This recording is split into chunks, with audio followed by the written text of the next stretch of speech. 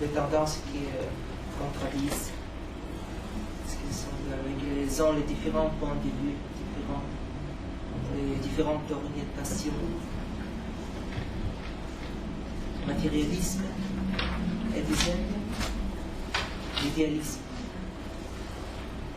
Parce que l'idéalisme démontre que la raison est primordiale, la matière est la fonction est secondaire.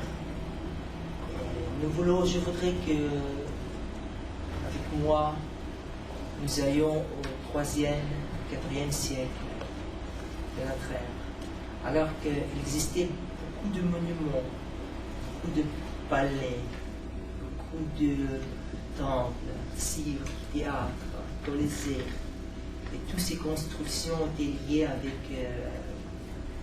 la religion politique. Apparaît la nouvelle religion qui refuse tout le passé de Rome. La société intelligente comprend que Dieu est unique. Vous comprenez que Dieu est un seul Dieu. Il n'existe pas beaucoup de dieux. Apparaît un philosophe qui s'appelle Plotin, qui veut expliquer qu'il existe une seule divinité, un seul raison, indépendant du judaïsme, indépendant du christianisme, indépendant de Jésus-Christ, qui ne refuse pas le passé, ne refuse pas les cirques, ne refuse pas les monuments, ne refuse pas la peinture, ne refuse pas la poésie, la prose, le théâtre, etc., etc. Mais les hommes en même temps sont fatigués du paganisme, sont fatigués de l'amour, sont fatigués du sexe. Ils veulent s'éloigner de la matière, avoir l'âme, entrer à l'intérieur de leur propre essence. Vous comprenez qu'est-ce que c'est l'essence spirituelle de chacun? Parce qu'il n'existe pas ni matière, ni temps, il existe notre âme. Nous comprenons qu'est-ce que c'est l'âme. Qu'est-ce que vous pouvez dire? Qu'est-ce que c'est l'âme? Qu'est-ce que c'est suis-je? Suis-je? Vous comprenez? La conscience. Conscience. Il faudra conserver notre conscience. Notre conscience qui existera après la mort, qui continuera à développer notre âme, notre esprit, notre conscience qui est éternelle avant notre naissance, avant notre vie et après notre vie. Mais que le christianisme refusait tout cela. Mais alors, les Romains qui croyaient dans un seul Dieu, dans une seule divinité, ont inventé de la religion néoplatoniste. Ils voulaient démontrer, vous comprenez qu'est-ce que j'ai dit? Qu'il existe Dieu absolu en dehors du passé, en dehors du présent, et en dehors du futur. Comme, pour nous, comme une lampe. Il y a beaucoup, par exemple, 30 lampes. Et nous voyons qu'une lampe est illuminée, l'autre non. Lampe illuminée, l'autre non. Nous voyons le mouvement d'un point, mais il n'y a pas de mouvement. Il y a toutes les lampes restent immuables. Et alors, nous pouvons rappeler le passé et ainsi les Romains expliquaient l'indépendance du temps. Le temps n'existe pas. Le temps est la construction de la nature. Dieu existe en dehors du temps. Mais les chrétiens disaient que le temps existe, et Christ et tous les autres philosophes et toutes les autres religions et Dieu dépendent du temps, se trouvent dans le temps. Si Dieu est Jésus-Christ, Jésus-Christ se trouve dans le temps. Jésus-Christ est né, Jésus-Christ est mort, et après la Pâque, est revenu aux hommes pour sauver l'humanité. Mais le néoplatonisme disait que si Jésus-Christ est Dieu, Dieu ne pouvait pas poser la question à Adam et Ève, où êtes-vous? Qu'est-ce que vous avez fait? Dieu ne pouvait pas dormir au 7e jour. Si Dieu a construit le monde, cette construction au passé, dans le temps ou en dehors du temps. Dieu ne peut pas ni dormir, et Dieu ne pouvait pas construire le monde depuis 7 jours, comme raconte la Bible. C'est pourquoi beaucoup de romans, comme beaucoup d'empereurs, luttaient contre les chrétiens. Et croyaient que le christianisme est la religion des gentils, et Christ ne pouvait pas être Dieu, parce que Dieu est absolu. Mais à l'époque, en 4e, 5e siècle, alors qu'était la victoire des chrétiens, il y avait les hommes qui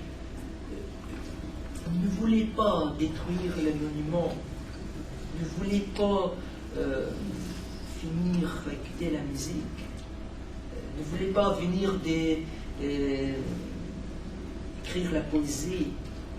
Et ils voulaient faire le rapport entre l'héritage antique, entre le passé et Jésus-Christ. Le premier philosophe qui a uni deux philosophies était Origène. Vous connaissez cet homme, Origène.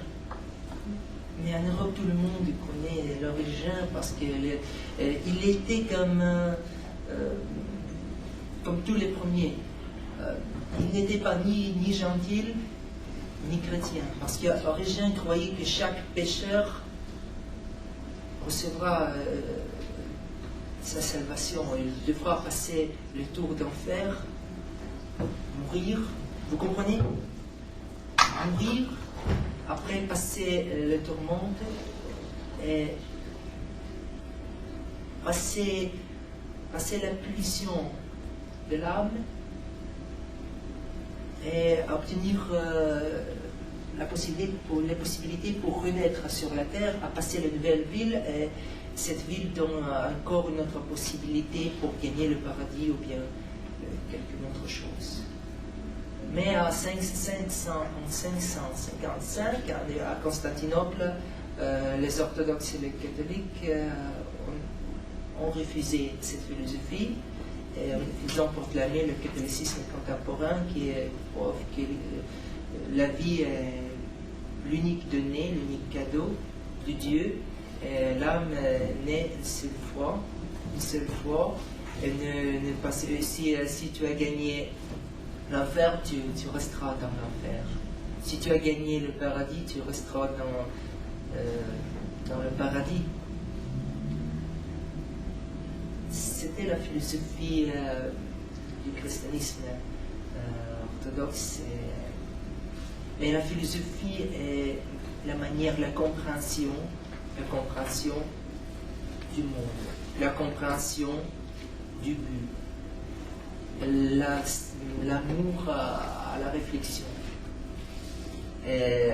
C'est rationalité, être humain et conflit entre les valeurs critiques et les valeurs politiques. Parce que nous devons voir que le néoplatonisme et l'origine quand le Clément alexandrin, il était les premiers chrétiens rationalistes qui voulaient rationnellement expliquer le christianisme et rationnellement unir l'héritage antique avec la nouvelle religion qu'ils n'ont pas pu faire. Et vous avez quelques questions? Vous avez une question? Vous pouvez vous pouvez imaginer qu'est-ce que c'est l'Antiquité, qu'est-ce que c'est. C'est la nouvelle civilisation, les monarques qui ont détruit la Rome. Non, pas des barbares, les monarques. Les monarques qui voulaient sauver la vie, sauver l'âme, sauver l'existence du Dieu sur la terre, ont vaincu, ont pris l'arme, elles ont détruit tous les monuments antiques, tous les théâtres, tous les temples des dieux gentils. Et au commencement du 5e siècle, Rome est devenue, la capitale de l'Empire, la Rome, est devenue la grande ruine des chrétiens qui n'ont pas pu défendre la patrie. La patrie a été séparée pour deux empires, et chaque empire a choisi sa propre philosophie et sa propre religion.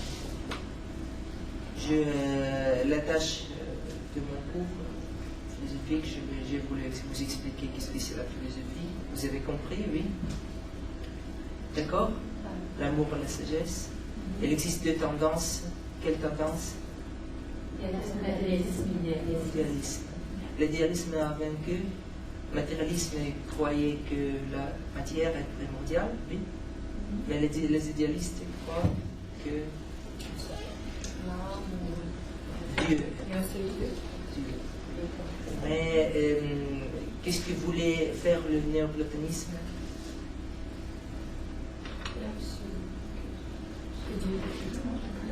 Dieu absolu.